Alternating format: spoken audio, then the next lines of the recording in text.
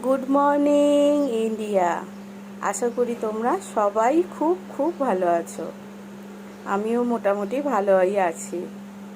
আজকে সকালবেলা টিফিন রুটি আর আলুর তরকারি করেছিলাম। সেই আলুর তরকারি তো রুটিটা কালকে রাত্রে ছিল, বেঁচে যায় মাঝে মাঝে একটা দুটো করে, তো সেটাই আমার সকালের টিফিন হয়ে যায়। ওই জন্য রুটিটা গরম করে নিয়েছি আর তরকারি নিয়ে বসে পড়েছি টিফিন করতে। আর সকালবেলা আমার এটাই টিফিন। তোমরা সকালে কে কী টিফিন করলে আমাকে অবশ্যই জানিও। আর আমার চ্যানেলকে ভালো লাগলে লাইক করো, শেয়ার করো, সাবস্ক্রাইব করো।